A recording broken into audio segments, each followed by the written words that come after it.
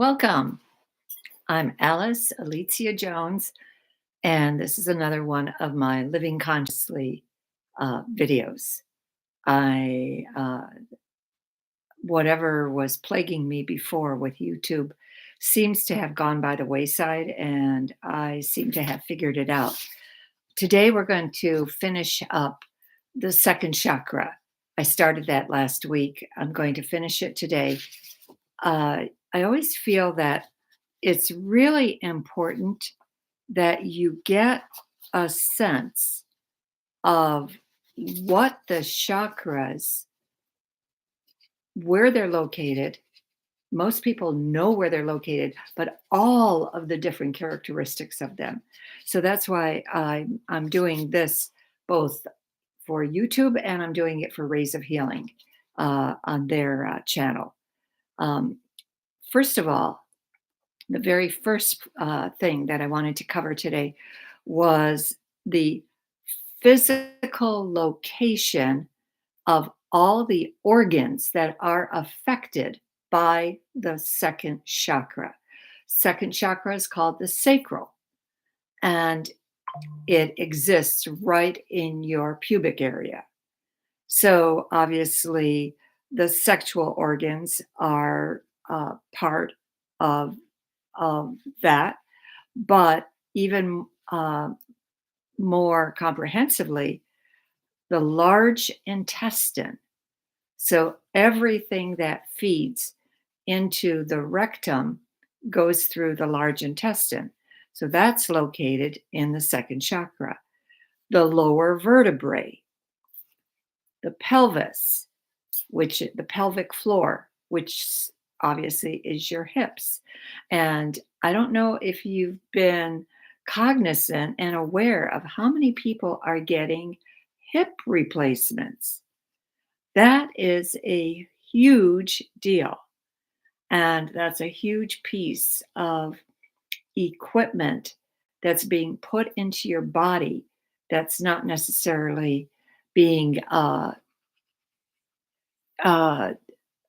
able to take your function in the same way that your original hips did, but they are extending life. They are extending the ability to walk by doing this. The appendix is affected, the bladder, and like I had mentioned earlier, the sexual organs. So if you have an issue with any one of those uh, organs, you're going to have to examine the functionality of the second chakra. What is going on with that for you? Now, what does the second chakra cover? The mental and emotional issues of the second chakra are most importantly blame and guilt. And think about how many times blame and guilt comes to the forefront of in our lifetime. Every single newspaper is filled with issues of blame and guilt. You can't turn on a news reel without somebody being outraged about something. And blame and guilt on the scale of consciousness, which starts at 10, goes to 1,000, and it's only when you reach 200, which is the level of courage, that you are above the line of and into the positive emotions. Everything below 200 is negative. Blame and guilt are at the bottom, 10, 20, and 30. You can't get lower than them because, again, with that is a certain type of shame. And when people feel shame, they feel like their head is being pushed into the ground and they're made to grovel. And that is not a very happy emotion for the human being. So absolutely pay attention to that. Secondly, and this is very important, money issues. Two people can live in the same house, share exactly the same situation, have the same bills, have a shared income. One can be rich, one can be poor. It's attitude. And so pay attention to what your spouse, significant other, partner, uh, their attitude about money.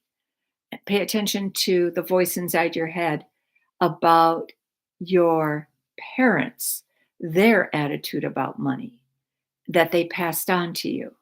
So this is really, really critical because you have obviously, you're going to have picked up the baseline of how you feel about money from your parents.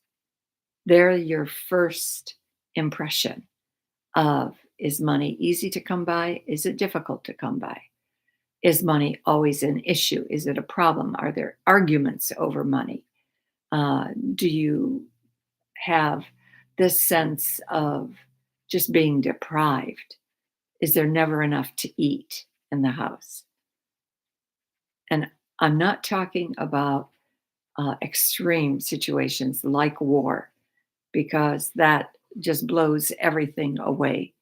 That blows everything out of the water. But I'm just talking about everyday functionality of your attitude towards money. Um, then, of course, is sex.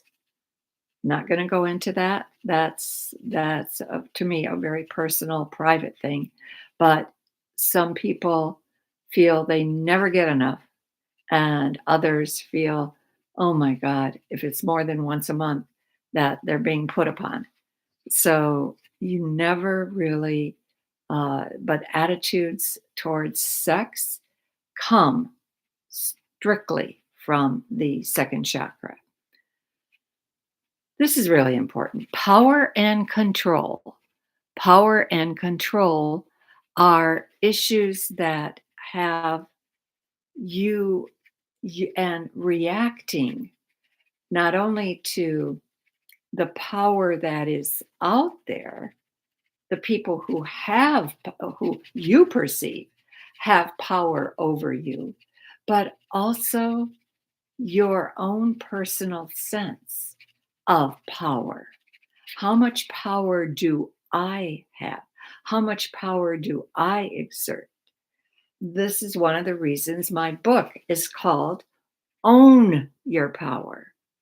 The I can't tell you how many times I've read that the angelic realm, the beings in spirit, the enlightened beings, absolutely cannot figure out why we, those of us who come to planet Earth on as en masse, feel so powerless. Own your power. You've got to exercise it. You've got to first believe you have it. It's all in my book. I teach with parables, same way that Christ taught. Power and control. Do you feel your life is out of control strictly because other people have power over you? Creativity. That's huge. The most highest paid professions are the ones that pay a premium or get paid a premium for creativity, bringing forth something new, bringing forth something different. I've never seen the movie Pink Panther. I'm sorry, Pink Panther I've seen. Black Panther, Black Panther. But I do remember when the Oscars were presented for Best Costume Design, the woman that designed the costumes in that got the award for Best Costume Design and beat out some pretty stiff competition. So I'm going to watch that movie just on the basis of that, just to see the creativity. Take any movie like Star Wars. Look at the creativity. Look at the bar scene in the first Star Wars, and just you get an image of the type of beings that are exist in this universe. All of them are present. The creativity that was given to the people actually was based on fact, but it was fifth dimensional fact. So just recognize that you too have the ability to bring forth something totally new, totally different, totally uh, that is unique out there, and you will be paid accordingly. This last one I thought was extremely important, especially when you look at the landscape of what's happening in our politics. The last characteristic that I found related to the second chakra was ethics and honor. Boy, has that been trampled on in our United States. Ethics and honor, doing things with the greatest sense of honor, always looking at helping another person become better, not striving to destroy, not striving to amass power just for yourself or a select few. Ethics, being ethical, having complete integrity in what you do. Just incredible. So, anyway, we'll let's move on to the physical dysfunctions. The physical dysfunctions are chronic lower back pain. The single uh, uh, problem that loses employers um, or employees time on the job is lower back pain. And this is a second chakra issue. Another reason why it's so critical that you understand this. Scoliosis, a curved spine. I know I witnessed how mine came into being from a past life that I had as a soldier for Joan of Arc. But scoliosis, I know that there are some people who have maybe a 20% distortion in their spine and have horrible pain, and others that have an 80% distortion and have no pain. So again, just because you have scoliosis does not mean you need to have pain. OBGYN problems. If you haven't seen it, rent the or look for the a thing out there called Joy. It is the beginning of the birth of the IVF process, and of course the problems that they went through in getting IVF off the ground, because this was in the 90s. And in the 90s, population growth was pretty heady. And the attitude, this was a British scientist and a British uh, researcher that helped the scientist, and then a British doctor that implanted the embryo that had been fertilized in a petri dish into the womb of the woman waiting for it. And the attitude of the British people was, there are so many babies that are not wanted. Why are you doing this? And to the point where, again, they just became very, very discouraged. Their funding was cut off. And I can't remember what was the single thing that happened that caused them to pick it up again. But they had been working at it, I think, for 6 years, dropped it for two, picked it up again, and continued for 2 more years. But I won't give away the title, but it's just called Joy. Well, Joy, the Birth of IVF is the movie. Well worth watching um, for anybody who has OBGYN problems. Um, Sexual impotency absolutely stems from second chakra issues. And sometimes I know when I personally counsel people, it comes from words, words of disempowerment that are labeled on top of a person. And just the person believes them, just absolutely believes the words and doesn't feel that they can have an ordinary sexual relationship with another person. They buy it hook, line, and sinker. And there's like everything else, it can be extinguished. Urinary tract problems, anything to do. UTIs are pretty common in women. So that's a second chakra issue. And then again, sexual aggressiveness.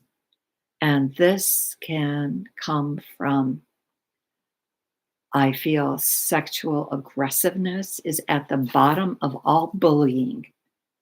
And that in the bullies are overcoming a feeling of impotency themselves.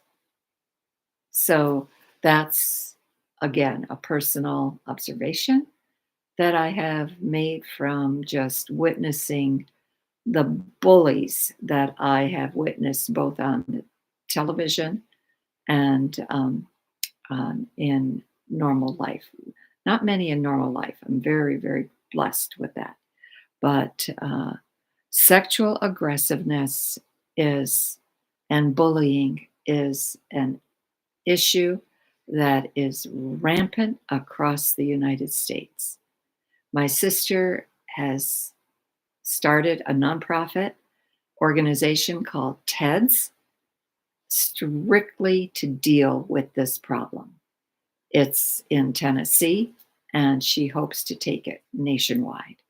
It's a program that helps not the at-risk students, and so many of which have been bullied. Okay. Distortions of the second chakra. One of the things that I personally felt, which was absolutely incredible, was the fact that I was standing and waiting for a lecture to begin. And all of a sudden, I felt as if something was licking my face. I literally felt it. And so when I turned to look at the back to see, where that was coming from, I saw a man that I personally knew, was a philanderer. What he had done is he had taken one of the tubules from the second chakra and had sent it out into the audience to see who was receptive to his sexual overtures. That can be done. That's a distortion of the second chakra. And as I looked at that, I thought, interesting. And so I just made sure that I made it very, very clear inside my head that under no circumstances was I interested in any overture from him or anybody else for that matter. Another distortion can be when you meet the person you love. Let's just give them two names, Tom and Mary. Tom and Mary becomes Tamari because their energy fields blend into one. Their energy fields literally wrap around each other and become one with the um, with the with each other. And then there are people that especially, if you've really done a great search on the internet where they say yes, and the first night I met him we talked till 4 a.m. So it can happen. You can actually meet the person of your dreams on the internet, but pick up the cues correctly. If you are interested, but then try to set up a second meeting and you find no interest on the other person's part, just accept it.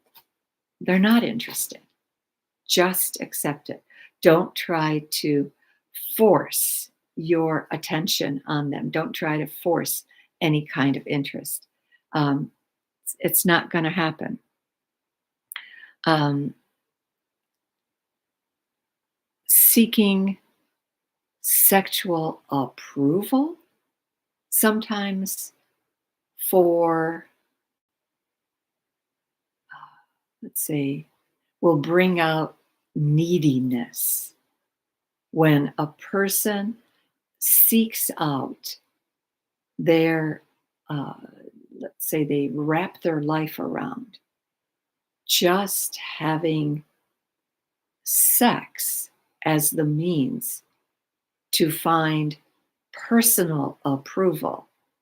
That can be a horrendous distortion because at any given point the partner could become tired of the sex and search for somebody else. So if you hinge your whole relationship just on that, chances are you're going to become very, very disappointed. And complete shutdown of your sexual powers is impotency. That's where you just can't uh, do it. There's tons of information out there. I'm not any expert on this. This is only as it's related to the second chakra. And I think that's all I'm interested in covering. And for the last couple minutes, I'm going to just suggest some exercises that you do. You can write these down for yourself. And these have more to do with creativity, which is also at the base of the sacral. So it's not only creating another life, but it's creating bringing any great idea that you have. Answer these, give yourself 3 minutes. Actually, set a timer so that'll pressure you to write quickly. What goal has eluded you? Something that has always come back and come back and come back. And then ask the question, why? And look at the excuses and take the excuses one by one and sort them. Which are real excuses, which are self serving excuses. How many times have you spent, how much time have you spent getting ready to get ready. That's a tremendous time burner. Um, One guy I can remember, this is many years ago, he said, before I started any work, I had to make sure 20 pencils were sharpened. Do you really need 20 pencils to do your work? I don't think so. But anyway, that was one of his time burners. Um, Yesterday, what did you take away from your waking moments? What do you feel that you accomplished yesterday that got you closer to a goal? And if you can't think of anything, then say, okay, today, what do I need to do? So that you have, um, so that you are working towards something that is of value to you, not just doing, meeting everybody else's demands on your time. You have to also work for yourself. You have to bring forward something that is really critically important to you. Um, let's see what else. Are there hidden tasks in your goal? Are there things that you don't know about? Have you not researched sufficiently what it is that you want to bring to fruition? Because those hidden tasks can bog you down. Sometimes hidden tasks are better accomplished by people who have those skills. Like, let's say one of your goals um, is to set up a website, but you don't have a clue how to do it and you really don't want to learn. Because my daughter used Squarespace and she said, Mom, it's easy. That's great if you want to do it. I didn't. I did not want to set up my own website. So I hired somebody to do it. And at this point, I've got three new versions and we'll probably start working on a fourth. So anyway, just pay attention to what you're good at, do what you're good at, hire out the rest. And you don't have to pay people bundles of money to do that. You just don't. Uh, you can take any any task that you have and find a way to get it done cheaper, even if it means advertising in a place that you wouldn't normally advertise, like a church bulletin board or maybe your gym bulletin board. I've seen plenty of ads on that, and usually they have at the bottom telephone numbers in little slots, so you can just pull off a number in or website, um, email address, text message, whatever. You can pull that off. So anyway, I think I'm at almost at 30 minutes. Again, own your power, absolutely critical that you own your power. Don't give it away. And I can't tell you how many great stories there are in here that relate to my journey of how I became from a real estate broker into a spiritual counselor. So, and minister and psychic, opened up to the gifts that were given to me by God. Anyway, it's on my website, Alicia Jones, ALICJA Jones.com. And it's also, if you buy the book, shipping and handling is free. And I will personally endorse it to you. So have a great week. The next 2 weeks, I will be in Switzerland.